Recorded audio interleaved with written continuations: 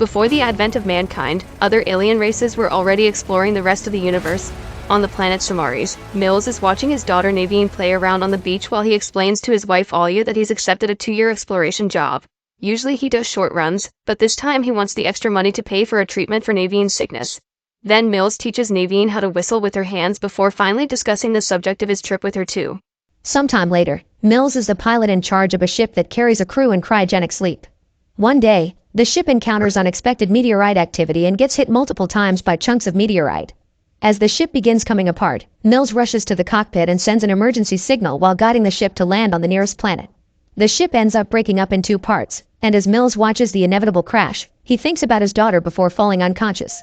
Minutes later, Mills wakes up to hear the computer say they're in an unknown location. He discovers he has a piece of metal stuck on his stomach, so he painfully removes it to then cauterize the wound. Next he puts on his astronaut suit and begins investigating the ship to determine the damage, discovering the cryochamber is compromised. After grabbing a laser gun just in case, Mills leaves the ship and walks into a pool of water where a mysterious creature swims around him. He also finds all the bodies of his crew and is devastated to notice none of them survived. After checking the whole ship for damage and realizing the escape pod is on the other half that landed somewhere else, Mills sends another SOS message saying he's on uncharted territory. Feeling stuck and hopeless, Mills grabs his gun with the intention of ending things, but memories of Nevine stop him from doing it. Then Mills gathers all the tapes with the messages Nevine has been sending him just to hear her voice again. Suddenly the computer detects a working capsule nearby. Mills rushes to investigate and is surprised to find passenger Koa is still alive inside, so he immediately takes her out. On their way back to the ship, Mills notices a huge paw print on the ground, which reveals this planet is Earth 65 million years ago, meaning Mills is surrounded by dinosaurs. The duo makes it to the ship when night falls, and Mills spends the night dreaming of Nevine demanding to know where he is. The next morning, Mills is determined to escape just to save the girl. He uses the ship's computer to find the other half of the vessel, but the scan can't locate it. Afterward, Mills goes outside to explore the area and discovers huge bones that indicate how dangerous the local predators are. He's also accidentally hit by a hot geyser blast, which he never saw before. Once he recovers, he sees something shining in the distance and realizes the other ship half is on a far mountain. A quick scan confirms it, and when Mills begins to consider what path to take, he's suddenly attacked by a small dinosaur. After some struggle with the creature, Mills pushes it to the ground and hits it with his gun until it's dead. There are more noises coming from the woods, and when Mills goes to investigate, he discovers Koa has left the ship. The girl begins running as soon as she sees him, and Mills runs after her until they both fall down a ledge where they find a big yet dead dinosaur. Suddenly the trees start shaking and Mills sees an even bigger creature approaching, so he grabs Koa and drags her back to the ship. While he takes care of the wound she got when she fell, he tries to explain the situation, but it turns out they don't speak the same language and the ship's translator isn't working. To make his point, Mills spreads a red powder on a tablet and draws the mountain with the pod to explain they must get there to escape. Koa joins him and draws her parents as she understands the word family, so to keep her calm, Mills lies and says her family is in the mountain too. Afterward, Mills sends out another SOS message saying he's found a survivor while Koa finds the recordings of Nevine. As she watches them all, it's revealed that during the first year of traveling, Nevine's illness got worse and she had to be sent to the hospital. During the first few months her messages were happy and proud of her dad, but as time passed, she became angry with him because he wasn't there for her. When Mills finds Koa watching the tapes, he immediately turns them off and announces they're leaving. Once he has enough supplies in his bag, Mills and Koa begin walking through the wilderness, making sure to keep quiet not to attract predators. It's a long and arduous journey, but every time Mills helps Koa when she falls or needs anything, they become a little closer. One afternoon Koa sees something glowing red in the sky, but she doesn't comment on it. Eventually Koa becomes bored of all the walking and grabs some berries from a bush to throw at Mills just to bother him. Annoyed, Mills uses his scan to prove the berries are poisonous and orders Koa not to mess with them. Later, a huge bug lands on Mills' neck and when he kills it with his hand, his fingers end up covered in a disgusting sticky substance. Mills tries to brush it off on a tree, but the thing is so strong that he falls with a piece of bark stuck to his hand, which makes Koa laugh. To tease her back, Mills tries to touch her with his dirty hand, but their little game is interrupted when a small tree falls in front of them. There are some weird noises coming from behind a ledge, and the duo finds a small dinosaur stuck in a pit of the sticky substance. Koa feels bad for it and runs to help it out, which Mills thinks is too dangerous. Since she won't listen, Mills ends up helping her to finish faster. The little creature walks away as soon as it's free, but only a few steps later it's attacked by a group of predators that quickly kill it. Mills drags Koa into a hiding spot so she doesn't have to watch her friend being devoured, but she can tell what's going on and cries. After the dinosaurs are gone, the duo continues their journey, stopping by a waterfall to wash and fill their water bottle. Mills is worried about the state of his stomach wound, but watching Koa makes him think of Nevine, and that's enough incentive to keep him going. Koa finds some pretty flowers and bothers Mills until he lets her put one in his hair.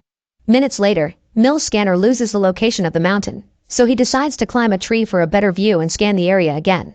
Suddenly he finds a bug on his hand and shakes his arm to get it off, but the movement causes the branch to break and Mills falls, dislocating his arm. While Koa helps Mills push his arm against a tree to try to put it back into place, a group of dinosaurs hears the noise and begins approaching. To speed things up, Mills makes Koa step on his arm for that final push, and now that he's better he immediately grabs the gun to shoot at the creatures. He also tells Koa to run, and once she's far enough, Mills activates a few small bombs that quickly gets rid of half of the dinosaurs. The survivors continue to jump on Mills and he shoots them one by one. Meanwhile, a bunch of flying dinos lands near Koa, so she begins crawling away to hide behind a tree. Unfortunately, the beasts from before find her, and when they are about to jump on her, Mills shows up and kills them all. However, there's one hiding that suddenly jumps on Koa from behind and drags her away with its tail. Mills quickly goes after them and scares the creature away with a shot. Now Koa is too scared to continue or even be near him, thus Mills sits down and patiently gives her some space. When it's starting to get dark, Mills decides to whistle like he used to do for Nevine to try to calm Koa down. The trick works and Koa responds with her family's own method of whistling, finally accepting to keep going. After lots of walking, the duo makes it to a cave where they'll spend the night. Mills sets up some sensors that will warn them of potential danger and uses his scanner to look at the sky, which finally makes him notice the meteorite is nearby. It's a small one though, so he doesn't worry. Koa suddenly distracts him by revealing she's brought one of Nevine's tapes with her, and while Mills at first is angry, then he plays the tape because Nevine brings comfort to both of them. While Mills tries to sleep, he can't stop thinking about the day Alya contacted him to tell him Nevine had died in the hospital, which makes him cry. Later in the night, Mills is woken up by the sensors warning him of incoming danger. When he checks on Koa, he discovers a bug has entered her mouth and he immediately uses a tool to kill it, leaving Koa to cough out all the remains. Then the sensors begin going crazy, and at that moment, a huge dinosaur appears outside the cave. Mills shoots it a couple of times before he and Koa run through a small hole at the back of the cave. The duo immediately begins looking for a path out, unaware that a smaller dinosaur is following them. After lots of walking and going through narrow spaces, the duo is upset to discover they've reached a dead end. Mills finds a small space between two rocks and tries to dig to make it bigger, but after a few hours he's barely made any progress and decides to give up. When Koa notices, she becomes furious and demands to try again as she keeps saying family, so Mills tries to tell her they're dead, but she can't understand him. Thinking that he lacks proper tools, Mills suddenly gets an idea. He uses a few bombs to make the hole big enough for a kid, then gives Koa the rest of the bombs to be safe while she explores. Koa crawls through the narrow hole and confirms there's enough room on the other side, so Mills tries to follow her. Unfortunately, the hole suddenly collapses, and Mills desperately yells in frustration when he loses contact with Koa.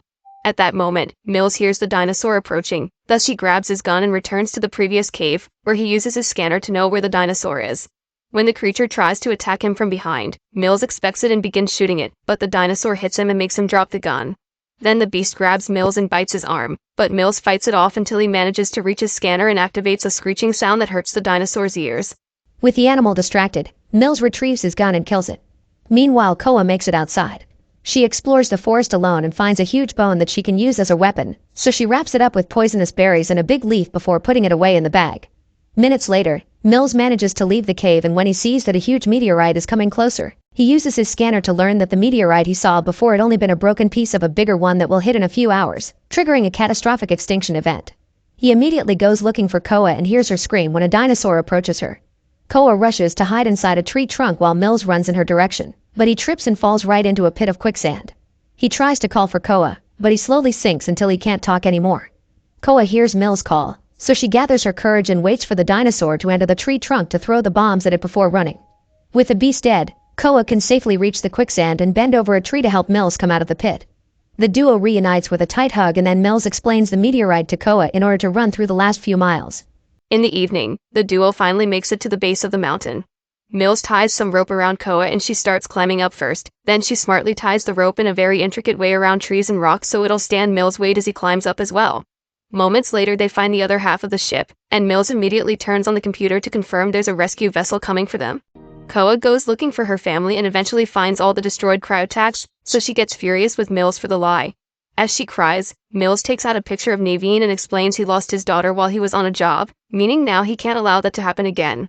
A sobbing Koa hugs Mills as he apologizes for everything. Suddenly the smaller pieces of meteorite begin falling on Earth, so Mills and Koa run to get inside the emergency pod. When Mills is about to push the launch button, a piece of meteorite hits the ship and causes the pod to fall down the mountain, knocking the duo out in the process. Koa wakes up first and quickly presses the launch button, but the computer explains it can't launch in this position. As Mills begins waking up too, a huge dinosaur arrives and begins attacking the pod. Since the gun fell on the ground, Mills has to risk leaving the pod to retrieve it, only to discover it doesn't work. While a second dinosaur joins the attack, Mills runs to hide behind a piece of the ship and fixes the gun configuration. The dinosaurs suddenly surround him, so Koa grabs the Nevine tape and plays it on the scanner to create a hologram of Nevine outside the ship. Mills cries because he thinks he's getting to see his daughter one last time before his death, but it turns out the dinosaurs are tricked and attack the hologram first. Using this distraction, Mills comes out and quickly kills the first creature while the other pushes the ship trying to reach Koa. Mills immediately comes after it too, and after a few well-landed shots, this dinosaur dies as well. Thanks to the creature's push, the pod is now in the right position to launch. Before Mills can return though, the beast that he had shot back in the cave returns and begins chasing him. With a plan in mind, Mills runs to the geysers and makes the dinosaur walk into a hot blast of water that hits its face.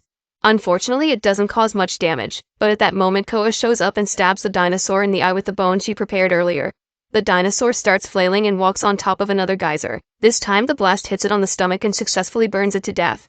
Afterward, Mills and Koa return to the pod and manage to take off right before the meteorite hits Earth, triggering the extinction of dinosaurs. When the pod leaves the atmosphere, the autopilot guides it to the meeting point where a rescue vessel will be waiting for them. Since they're going home, Mills closes his eyes and pretends he would be reuniting with Nevine soon, so Koa holds his hand to comfort him. Make sure to subscribe and turn on notifications so you can watch more videos like this. Thanks for watching.